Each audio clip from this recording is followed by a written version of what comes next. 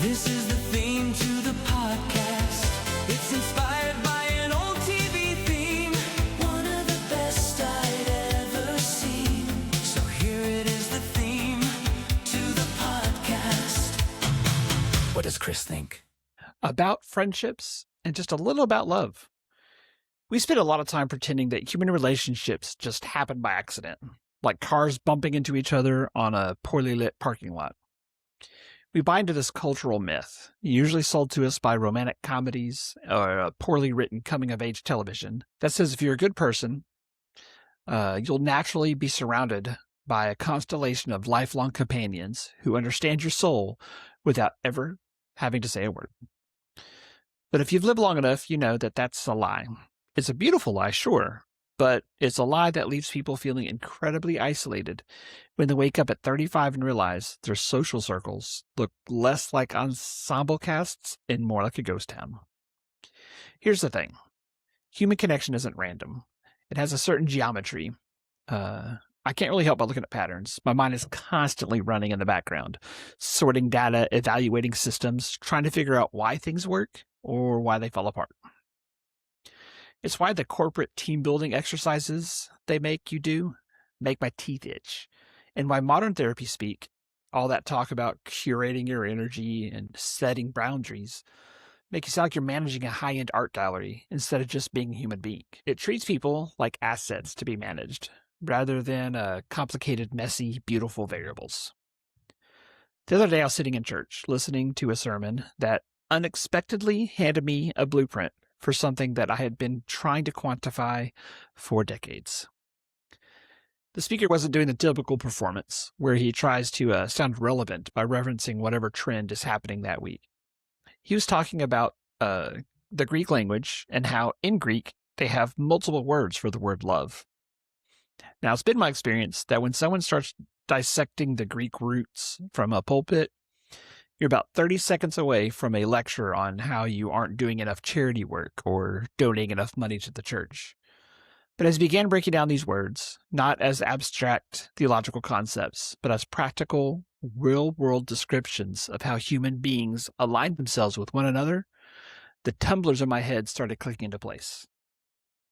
It wasn't the point of the sermon, but he inadvertently described a map to me, a system of concentric rings with a single being standing in right dead center, trying to figure out who gets to stay close enough to keep warm and who needs to be kept far enough away they don't burn the house down. Now, before we get and look in the rings themselves, we have to talk about two concepts that frame the entire universe of human emotion. They aren't the rings. They're the atmosphere that the rings exist in. He defined eros and agape. And you can't understand the architecture of friendship without understanding these two forces first. Let's start with eros. In our modern world, we have completely flattened that word out. We hear eros and we think of something explicit, something physical, something kind of dramatic, rain-soaked romance that looks great in cinema trailers, but makes for a miserable Tuesday morning in real life. But the Greeks meant something much larger. Eros is the intense, consuming desire for something specific. It's the hunger to possess, to be unified with, or to hold on to something that makes your blood move. It's passionate, yes, but it's also fundamentally volatile. Think of Eros like a high-performance sports car. Sure, it's beautiful, it's fast, and it's completely unsuited for driving through a flooded ditch or picking up groceries in a hailstorm. It requires the perfect conditions to operate safely, and when it crashes, the wreckage is spectacular. Eros is a powerful motivator, but it's a terrible foundation for a stable life because it's based entirely on what the other person or thing makes you feel.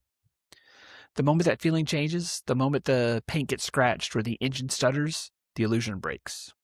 Now, on the absolute opposite end of the spectrum, we have agape.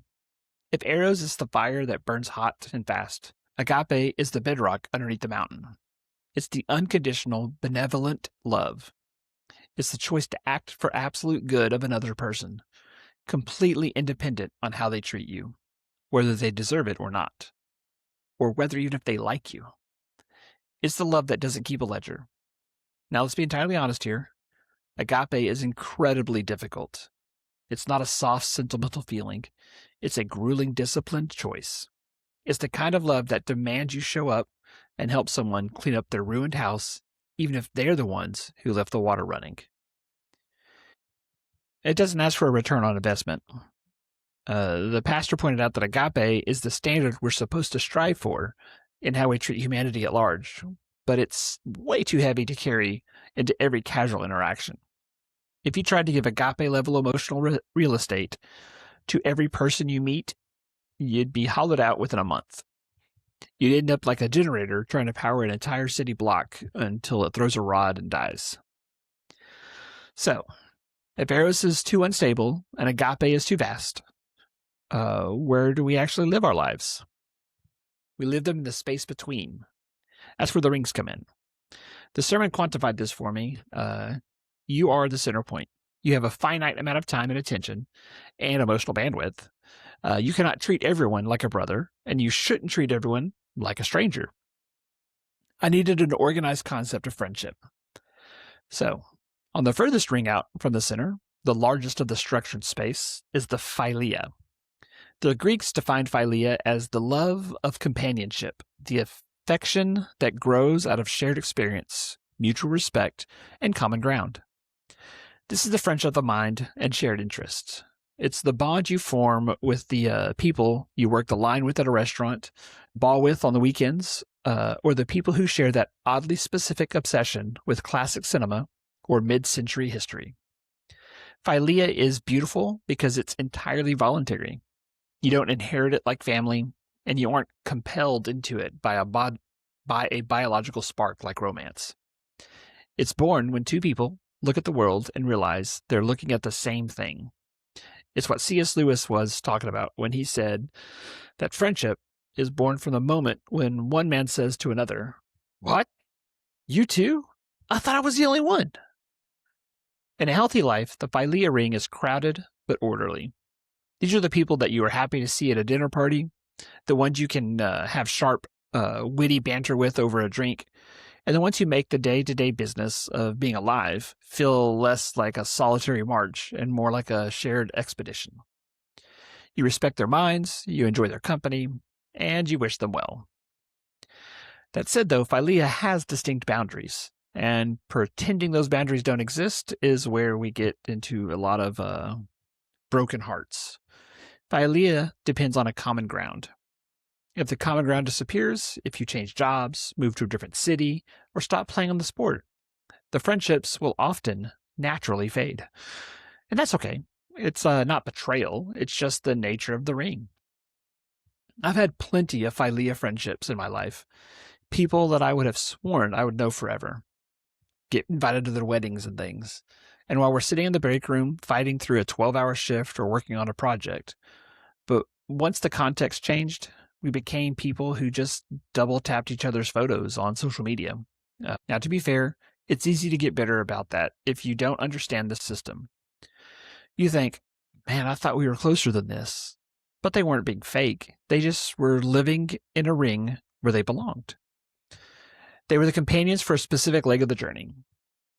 Now, let's move one ring closer to the center, and the air gets a little thicker. This is the ring we will use storge. Traditional storge is defined as familial love, the natural affection that exists between parents and children or brothers and sisters. It's the bond that comes from shared blood, shared history, and the simple, unavoidable fact of having grown up under the same roof. It's a love that doesn't require you to have anything in common. You can look at your brother and realize he has a completely different politics, completely different lifestyle, and a taste of music that makes you question if you're even in the same species. But you still love him. If his car breaks down at 2 a.m, you're putting on your boots. But when you apply storge to an organized friendship concept, we're talking about something very specific. It's the family you choose. Over time, if you keep your eyes open and your heart real, certain people from the philia ring start migrating inward. They cross the line into storge. These are the friends who have been around so long, through so many different versions of you that they become grandfathered into your life. The shared context isn't a hobby or a job anymore. It's a shared context is time. These are the relationships where the performance completely drops away. You don't have to clean up your house before they come over. They know your flaws. They know all of your exes. They remember that incredibly stupid haircut you had back in 1998, and they aren't going anywhere. There's a deep, quiet loyalty here that doesn't need to be checked on constantly. You might go 6 months without ever talking to a store gay friend because life gets heavy or distance is in the way, but the second you pick up the phone, you're right back in the middle of the conversation. The strength of a store gay is its resilience. It's grounded in history. But the negative side, because every ring has a flaw, is that it can easily become stagnant. Because it's based on familiarity, you can find yourself holding on to people in this ring simply because they've always been there. Even if the relationship has turned sour or one-sided, you tolerate bad behavior because that's just how they are. It takes a lot of honesty to recognize when a familial bond has become the weight rather than the anchor. But when it's working right, storge is the comfort food for the human soul.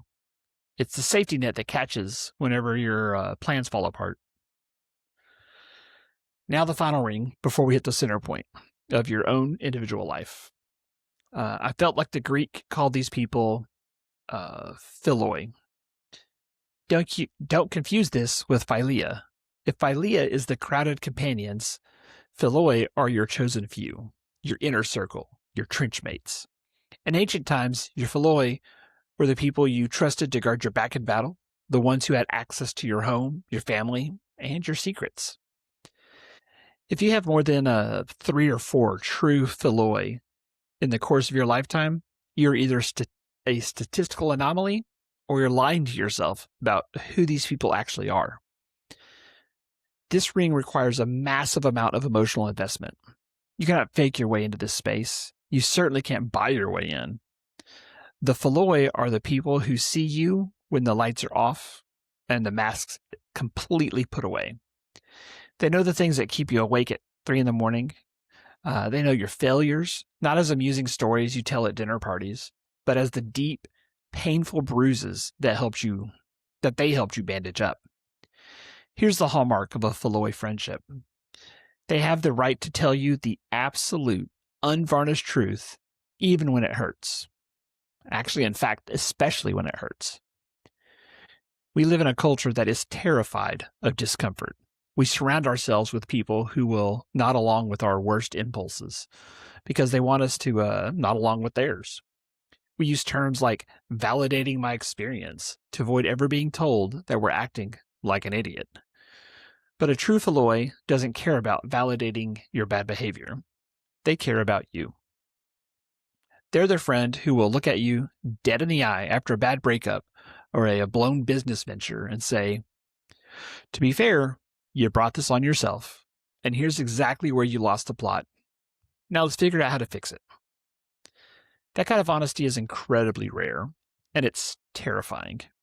It requires you to be completely naked emotionally, with no posturing, no defense mechanisms, but it's also the thing that actually allows you to grow. Without the philoi, you end up living in an echo chamber of your own making, repeating the same mistakes until you're old and bitter, and wondering why nobody ever warned you that the bridge ahead was gone. Now, if you visualize these 3 rings, philia on the outside, storge in the middle, and philoi tight against the center, you have a complete functional map of your personal world. It's stable, it's protected. But if you stop there, you haven't built a life, you've built a fortress. And a fortress eventually becomes a prison if you never open up the gates. That's why, after the final ring of the philia, the geometry changes. It stops being closed circles and it breaks open and becomes a spiral that moves outward, looping through the world and stretching out toward infinity. The Greeks had a word for this open-ended infinite space, and it's perhaps the most radical concept in the entire vocabulary. Xenia. Xenia is the almost impossible to translate into modern English. With a single word, we try to call it hospitality, but that sounds like you're offering someone a coaster for a drink or leaving a mint on their pillow in the guest room. It sounds like a corporate customer service policy. To the Greeks, xenia was a sacred law, an absolute moral obligation to show kindness, protection, and generosity to the stranger, the traveler, and the outsider who knocks on your door. It was grounded in a very specific, slightly mischievous worldview. The ancient Greeks genuinely believed that any stranger walking down the road might be a god in disguise, testing your character.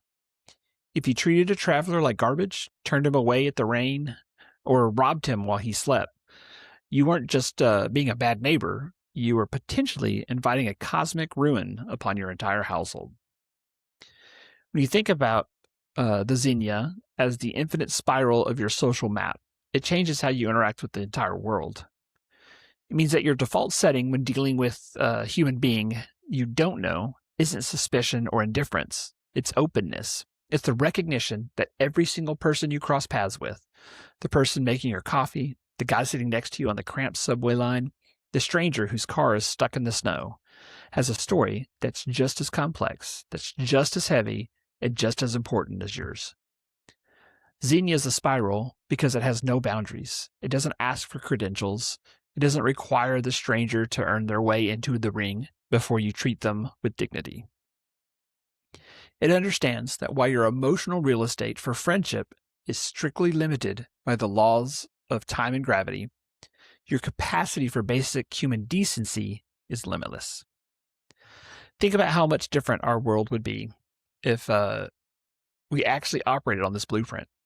Most people have their rings entirely backwards. They try to treat the whole internet like they're philia, companions craving validation from thousands of strangers who wouldn't stop to help them change a tire. Then they treat their actual family and long-term friends with the indifferent shrug, assuming they'll always be there. And when a stranger actually crosses their paths in the real world, they pull their jacket tight, they look down at their phone, and they pretend nobody else exists. It's completely upside down. The sermon I heard that morning didn't solve my problems, and it didn't magically fix the relationships I damaged or lost over the years. I made plenty of mistakes. I've left people standing in places I shouldn't have, and I've let the wrong people inside my inner circle because I was lonely or I wasn't paying attention. What that sermon did do was give me a framework to see where the lines were supposed to be drawn. It's about knowing what is real. If you know who your philoi are, you don't get angry when a casual companion from the philia ring doesn't show up to help you move your house. If you understand the storge, you can appreciate the quiet comfort of old history without demanding that your family understand every single nuance of your internal world. And if you live with the infinite spiral of the xenia traveling out behind you, you never lose that sense of wonder that the next stranger you meet might just be the person who changes everything. It takes a long time to learn how to inhabit your own life, like without performing for an audience. But once you get the geometry right, everything else gets quiet. You stop trying to fill the room with noise. You start looking at the people who are actually standing there with you. And you realize that the goal isn't to have a world that revolves around you, but to be someone who knows exactly how to hold the ground you've been given. And in a world that is constantly trying to sell you shallow certainties and cheap connections, that feels like the only thing worth holding on to. Going to jump back here to the opening and here at the end and speak on Eros and Agape again, just real quick. Eros is the love of desire, passion, and intense romantic infatuation. It's the physical and emotional electricity that pulls two people into the same orbit.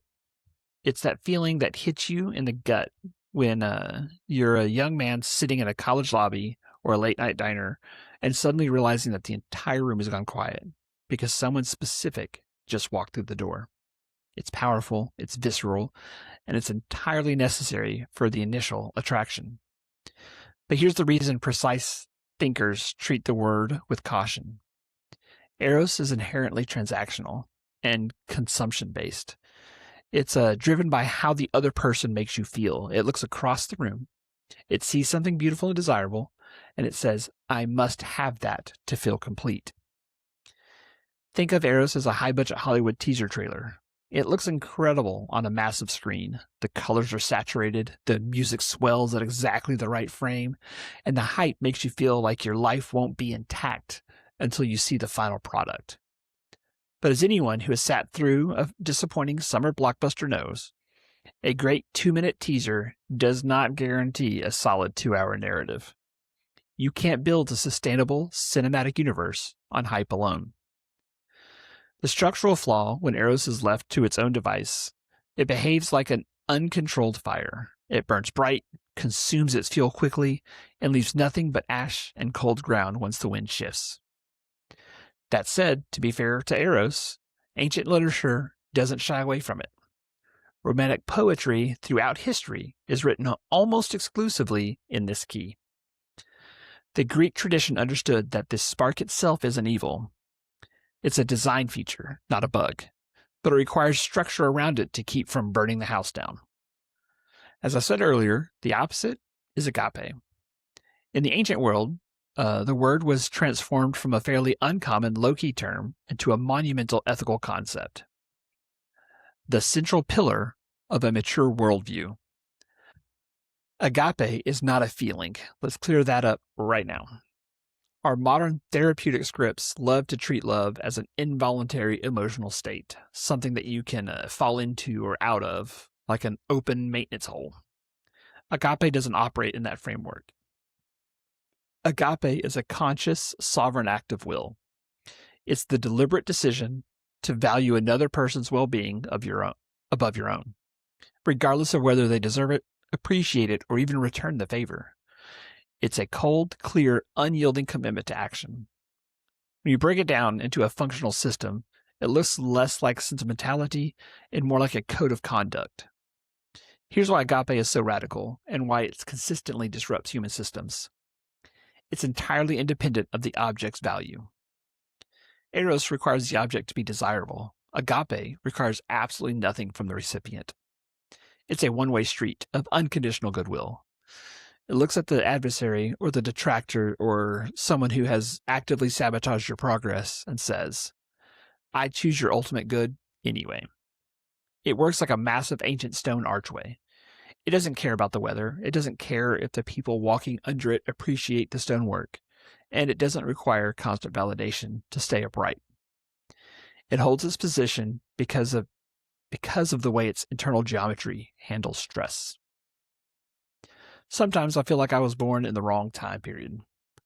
After the sermon the other day and doing the research to put this episode together, I'm starting to wonder if my mind of words and their necessary meanings would have fared better in ancient Greece. But alas, I'm here. But for now, imo Chris kai efto skieftikio. That was a very butchered version of saying, I am Chris, and this is what I thought in Greek.